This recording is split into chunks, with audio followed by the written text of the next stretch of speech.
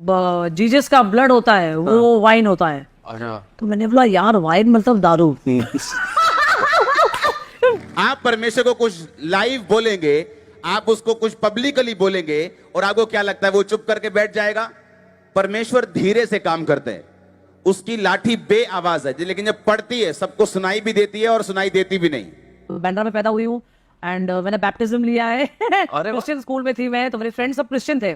तो मैंने बोला यार ये लोग मास करते हैं, तो मैंने सुना था लेकिन बचपन में कि जो जीसस का ब्लड होता है वो वाइन होता है। अच्छा, तो मैंने बोला यार वाइन मतलब दारू। बचपन से खुराशात दिमाग, पंजाबी खून था ना अंदर, जैसे गोविंद दादा का बोलते हैं हमारे घर की धर्म जी है यार। मैंने बोला क्या पाप है दारू पीने में भाई।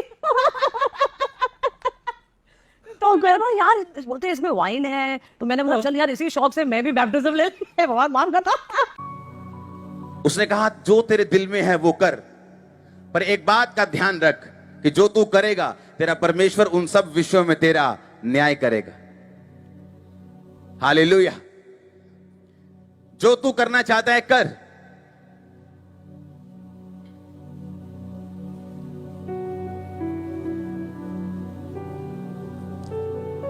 एक पिक्चर मैंने देखी, उसमें जो एक्टर है वो कह रहा है कि ये जो चर्च वाला गॉड है ये वाइन पीता है।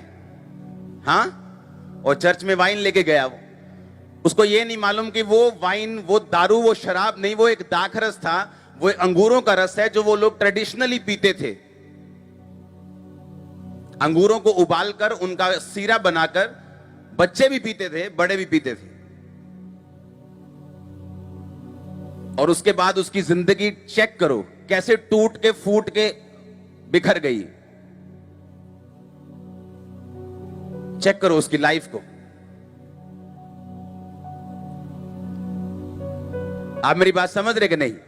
आप कुछ भी ना कहें, लेकिन जिस परमेश्वर से लोग पंगा ले रहे हैं उसको मालूम है हैंडल कैसे करना है। आप उसको थोड़ी सी बेइज्जती देंगे, वो पूरी दुनिया में आपको बेइज्जत करेगा। आप उसको थोड़ी सी महिमा देंगे, वो आपको उठा के खड़ा कर देगा। आप परमेश्वर को कुछ लाइव बोलेंगे, आप उसको कुछ पब्लिकली बोलेंगे और आपको क्या लगता है वो चुप करके बैठ जाएगा? परमेश्वर धीरे से काम करते हैं, उसकी लाठी बे आवाज है, लेकिन जब पड़ती है सबको सुनाई भी देती है और सुनाई देती भी नहीं। वो दिमाग इस तरह से घुमा देगा कि तुम गलत डिसीजन लेने लग जाओगे, तुम्हारी लाइफ के लिए, फैमिली के लिए सब कुछ बिखर जाएगा और तुम अब भी सोचोगे कि all is well. All is not well. Hallelujah. इसलिए हम किसी से नफरत नहीं करते, किसी सेलिब्रिटी से। वो कोई भी गलती करे, मैं कभी भी सुझाव नहीं देता इस पे केस कर दो, इस पे ऐसा। मुझे मालूम है इसने प्रभु से पंगा लिया, परमेश्वर अपने आप सीधा कर देगा इसको। मैंने भी लिया था।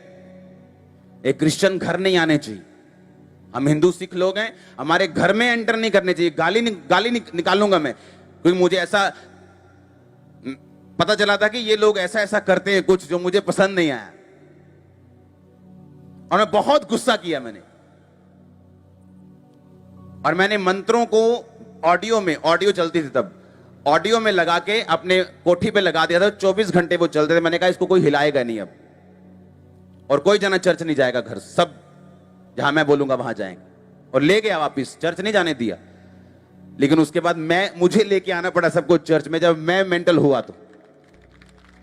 वो डॉक्टर्स, वो जगहें, वो चीजें जिन पे घमंड था, वो घमंड जब परमेश्वर ने चूर चूर करके मुझे धरती पे लाके खड़ा कर दिया, जब जीरो से भी माइनस में कर दिया, जब जीरो करके फिनिश करके खत्म कर दिया, सुसाइड करने वाला था वही व्यक्ति जिनको गालियां निकालता था, उन्हीं का चर्च देखा और बचाया गया। किससे पंगा लेंगे? परमेश्वर से। मैं लेके देख चुका हूं, उसके हाथों में पड़ना क्या है, भयानक बात है। आप कोई भी हो, उसके सामने कोई सेलिब्रिटी नहीं, आप उसको बेइज्जत करेंगे, वो आपकी पूरी तरह से छील उतार देगा। आप उसको हल्का सा टच करेंगे, बोलेगा कोई बात नहीं, चिंता मत कर। अब आप कोई भी व्यक्ति देख लो जिसने यीशु मसीह की बेइज्जती की हो, और आने वाले टाइम में आप उसकी लाइफ देख लो, आपको मजा आ जाएगा देखकर कि वाह परमेश्वर ने क्या किया है। हालेलुया। अब वो लोग जिनको मैं गाली निकालना चाहता था, उनके सामने हाथ जोड़ के बैठा था, करो जी प्रेयर। हाँ, सिर थल्ले कर, लो जी, थल्ले पे जा, लो जी। हाँ, अब क्या हुआ? परमेश्वर ने घमंड तोड़ दिया, ब्रेक कर दिया।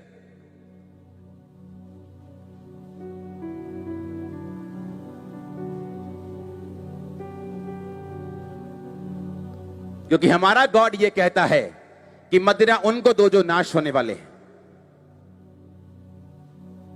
वो कहता है मदिरा पीना रईसों को नहीं फपता, तुम दाखरस के मतवाले ना बनो।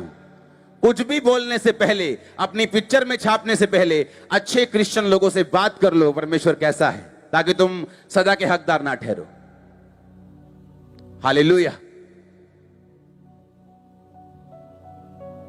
परमेश्वर से छुप के नहीं रहा जा सकता। आप किसी भी धर्म के हो, जाति के हो, कहीं बैकग्राउंड के हो, परमेश्वर आपके सामने ही है। उसने कहा मन फिराओ, क्योंकि परमेश्वर का राज्य नजदीक आ चुका है। लंगड़े चल रहे हैं, ये परमेश्वर का राज्य है। अंधे देख रहे हैं, ये परमेश्वर का राज्य है। पापों से लोग मन फिरा रहे हैं, यूथ आके नशा छोड़ रहे हैं, यूथ आके चिट्टा छोड़ रहे हैं, यूथ आके स्मैक छोड़ रहे हैं। परमेश्वर का राज्य निकट आ चुका है। उसने कहा मन फिराओ, आमीन। मन फिराओ और बपतिस्मा लो। मैं तो हैरान हूं, लोग बपतिस्मा लेने में टाइम कैसे लगा देते हैं। क्या सोचते रहते वो लोग। आज 6 महीने मिलेंगे। 6 महीने कौन से पाप करने हैं? अगर 6 महीने पाप करने हैं तो आपकी तौबा व्यर्थ है। जब मैं मसीह में आया तो लोग बोलते थे हाँ मैं कीती है तौबा 2002 च ते बपतिस्मा लिया मैं 2013 च। ये कौन सी तौबा है? ये रॉन्ग तौबा है। आपने तौबा की नहीं, आप तो गेम खेल रहे थे, आप तो चेक कर रहे थे। वही तौबा उस दिन मानी जाती है जिस दिन आप बपतिस्मा लेते हैं। हालेलुया। आप बोलेंगे बिना बपतिस्मा स्वर्ग जा सकते हैं? हाँ जा सकते हैं, अगर आप सूली पे हो तो। क्योंकि वो डाकू सूली पे था। परमेश्वर ने कहा कि आज ही तू मेरे साथ स्वर्ग में होगा। उसने कहा प्रभु मैं जब स्वर्ग में जाएगा तो मुझे याद करना, मेरे पापों को माफ करना। यीशु मसीह ने उसी वक्त पापों को माफ कर दिया। एक बेड पे बंदा है, आईसीयू में बैठा है, परमेश्वर को बोल रहा है परमेश्वर मैं स्वर्ग में जब जाऊं मुझे स्वर्ग में ले ले, मेरे पापों को माफ कर। वो 1 घंटे में मर जाए, बपतिस्मा लेने का टाइम नहीं था। वो स्वर्ग में है, लेकिन आप आईसीयू पे नहीं है। मेरे ख्याल से अच्छे भले हैं, चल के आए, बाइक पे आए, आप ले सकते हैं। मैंने कहा आप ले सकते हैं बपतिस्मा, आमीन। उसने कहा जब तू बपतिस्मा लेगा, बपतिस्मा लेने का मतलब डूब जाना, डूबने का मतलब कौन सा बपतिस्मा? बपतिस्मे का मतलब है इमर्ज, बैप्टिजो, इमर्ज हो जाना, यानी डूब जाना, पानी के अंदर चले जाना, कब्र के अंदर चले जाना। जब लोग कब्र में किसी को गाड़ते हैं तो वो इतनी सी मिट्टी में गाड़ते हैं, 2 बूंद मिट्टी ऐसे पूरा गाड़ते कि नहीं? बपतिस्मे का मतलब है यीशु मसीह के साथ गाड़ दिए जाना।